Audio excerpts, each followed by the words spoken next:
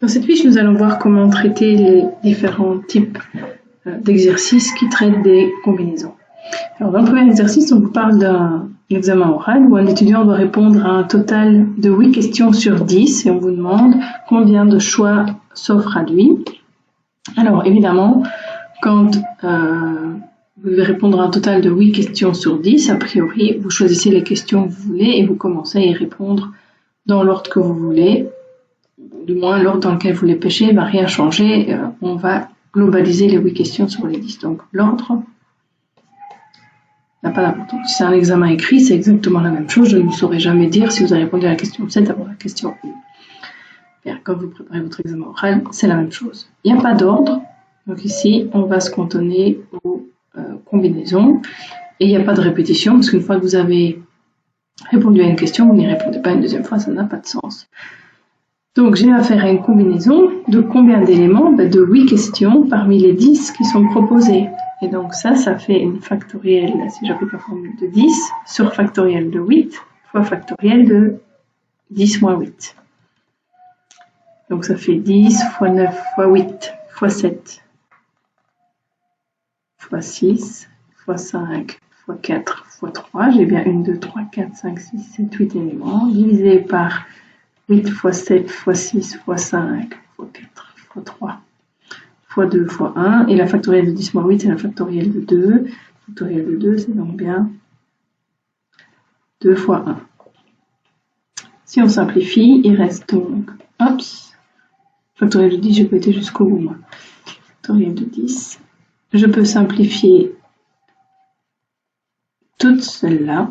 Il me reste 10 fois 9, 90. 90 sur 2 fois 1, ça fait 90 sur 2, ça fait 45 possibilités de choisir 8 questions parmi 10.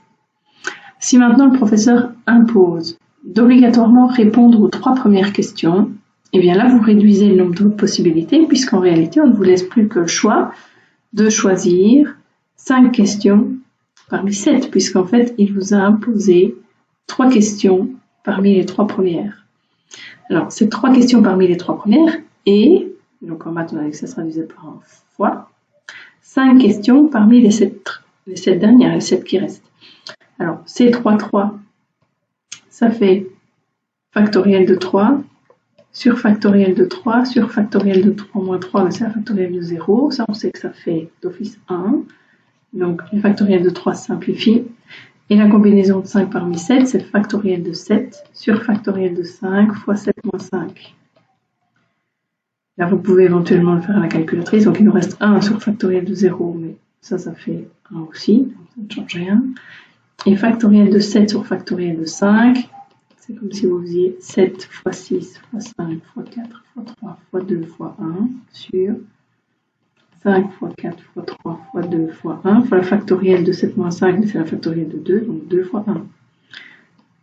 Ça se simplifie pas mal pour ces 5 facteurs-là du moins. Il vous reste 7 fois 6 sur 2, ça revient, vous faites le faire 7 fois 3, ce qui fait 21 choix possibles pour choisir 5 questions parmi les 7 dernières.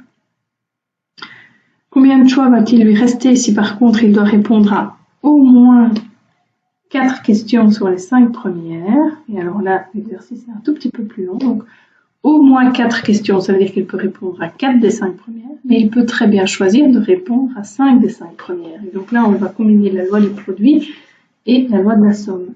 Donc au moins 4 sur les 5 premières, on va faire le cas où je réponds à 4 des 5 premières, donc là on va mettre un plus, le cas où il répondrait à 5 des 5 premières. Seulement, s'il en choisit 4 des 5 premières, il doit encore en choisir, puisqu'il doit répondre à 8 questions, 4 parmi les 5 dernières. 4 des 5 dernières. Ou, donc s'il a choisi les 5 premières, il doit encore aller en choisir 3 parmi les 5 dernières.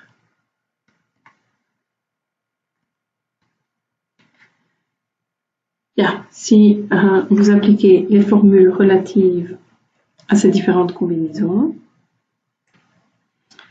vous arrivez au calcul suivant. Factoriel de 5 sur factoriel de 4 sur 5 moins 4 factoriel.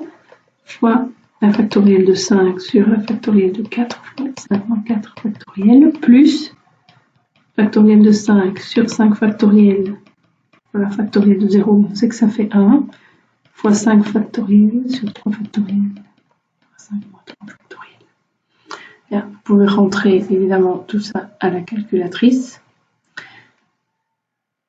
Et vous arrivez normalement à 10 plus 25, soit 35 choix possibles. Pour cet exercice, on doit choisir 2 délégués de nationalités différentes. Et ces délégués doivent être choisis parmi 4 Belges, 5 Français, 6 Anglais. Et on vous demande de combien de manières on peut faire le choix. Alors, quand on prend une délégation, l'ordre dans lequel on choisit les personnes n'a pas d'importance. Il n'y aura pas de répétition, puisqu'une fois qu'une personne est choisie, elle ne peut tout simplement pas faire partie une deuxième fois de cette même délégation. Donc, on a affaire à des combinaisons. On vous demande de combien de manières on peut faire le choix s'il faut que la délégation soit composée de 2 délégués de nationalités différentes. Donc, en gros, vous pouvez avoir un Belge et un Français, ou un Belge et un Anglais, ou encore un Anglais et un Français. L'ordre n'étant pas important, évidemment, Belge-Français ou Français-Belge, c'est la même chose. Belge-Anglais, Anglais-Belge, pareil. Anglais-Français, Français-Anglais, même chose. Donc, on peut, comme il n'y a pas d'ordre, faire une combinaison de un Belge parmi 4 et un Français, donc je mets un fois un Français parmi 5. Ou, et c'est là que je mets un plus, je peux faire une délégation composée de un Belge avec un Anglais, les Anglais sont au nombre de 6, ou encore un Anglais, donc c'est un 6, avec un Français, c'est un 5. Alors, vous pourriez évidemment vous amuser à faire les formules pour chaque. Donc, 4 factoriel sur 1 factoriel fois 4 moins 1 factoriel. Vous verriez que ça fait 4 factoriel sur factoriel de 3. Donc, en réalité, ceci, donc 4 fois 3 fois 2 fois 1 sur 1 fois, je fais ça un tout petit peu, sur 1 fois la factorielle de 3, on a dit 3 fois 2 fois 1, il reste en réalité 4. Donc ceci, ça vaut 4. Si vous faites la même chose pour chaque formule, vous allez très vite remarquer qu'en fait c'est un 5, ça fera 5, c'est un 4, on vient de le faire, ça fait 4, c'est un 6, ça fera 6, et 6 fois 5.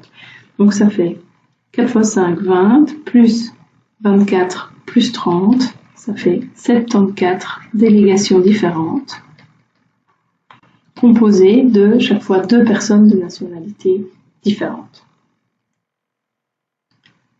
Pour cet exercice 3, on va regarder ce qui se passe au loto, alors que dans la grille, il y a 49 numéros possibles. Et on vous dit qu'une grille de loto valable, donc les grilles que vous allez prendre, sont composées de 6 de ces numéros. Quel est donc le nombre de grilles que l'on peut comptabiliser potentiellement si on choisit 6 numéros parmi 49? On en a déjà parlé en classe. Choisir un numéro sur une grille de loto n'a pas d'importance. L'ordre dans lequel vous les choisissez ne sera pas important. Nous, ce qu'on va regarder, c'est tout simplement quels sont les 6 numéros qui ont été cochés et quels sont les 6 numéros qui sont sortis, de nouveau, indépendamment de l'ordre. Donc, on fait une combinaison de 6 numéros parmi 49, donc ce qui fait factoriel de 49 sur la factorielle de 6 fois la factorielle de 49 moins 6, ça fait la factorielle de 43. Et ça fait pas moins de 13 983 816 grilles différentes pour ce type de loto. Après, évidemment, on peut ajouter des contraintes différentes avec les signes du zodiaque, les étoiles, etc. Et pour ce dernier exercice, on vous dit qu'au service du personnel, on compte 12 célibataires parmi les 30 employés et on désire faire un sondage. Pour cela, on va choisir un échantillon de 4 personnes. Alors, quand on choisit l'échantillon, de nouveau, l'ordre dans lequel les personnes vont être sélectionnées, elles vont voir l'email, etc., n'aura aucune incidence. C'est vraiment un échantillon de 4 personnes, quel que soit l'ordre dans lequel ils ont été pris. On vous demande, dans un premier temps, quel est le nombre d'échantillons différents. Donc, si je peux prendre 4 personnes parmi tous les employés, je vais avoir une combinaison de 4 parmi 30, ce qui fait 30 factoriel sur factoriel de 4 fois le factoriel de 26. Et ça fait 27 405 échantillons différents de 4 employés parmi les 30. Voilà. On ne fait aucune distinction ici entre les célibataires ou non. Ça, c'était une information qui était, en tout cas pour cette première question, non essentielle. Par contre, on vous demande ensuite quel est le nombre d'échantillons qui ne vont contenir aucun célibataire. Mais si on ne veut pas contenir de célibataire, on va éliminer les 12 célibataires du lot. Donc en réalité, on va faire des combinaisons de 4 personnes, puisqu'on a toujours des échantillons de 4, mais parmi les 18 personnes qui ne sont pas célibataires, donc ça fait factoriel de 18 sur la factorielle de 4 fois la factorielle de 14. Donc après simplification, on doit faire 18 fois 17 fois 16 fois 15, finalement sur la factorielle de 4 fois 2 fois 1, ça fait 3060 échantillons si on retire tous les célibataires. Et quel est le nombre d'échantillons qui contiendra au moins un célibataire? Alors là, il y a de nouveau un mot qui doit vous mettre la puce à l'oreille. Vous pourriez faire tous les échantillons qui contiennent un célibataire, ou 2 célibataires, ou 3, ou 4. Ou alors, vous pouvez vous dire, quand tous ces cas de figure, c'est exactement le contraire de tous les échantillons qui ne contiennent pas de célibataire. Et donc, on fait tout simplement 27 405, donc tous les échantillons possibles, moins les échantillons qui ne contiennent pas de célibataire, donc c'est 4, 18. Donc ça fait 27 405 moins les 3060 dessus, ce qui fait 23 345. Alors, une méthode un petit peu plus longue, mais qui marche tout aussi bien, c'est de se dire donc, que je prends au moins un célibataire, donc une personne parmi les 12 célibataires et 3 personnes parmi les 18 qui ne le sont pas, ou je pourrais très bien prendre 2 célibataires et 2 personnes qui ne le sont pas, ou 3 célibataires et une seule personne qui ne l'est pas, ou encore le cas où je prends 4 célibataires et aucune personne parmi les 18 qui ne le sont pas. Donc, C1 12, on l'a vu tout à l'heure, ça va faire 12. C3 18, c'est la factorielle de 18 sur la factorielle de 3 fois la factorielle de 15, plus, et ainsi de suite. Vous voyez que quand vous aurez fini de faire tout ce calcul, vous arriverez aussi à 23 345.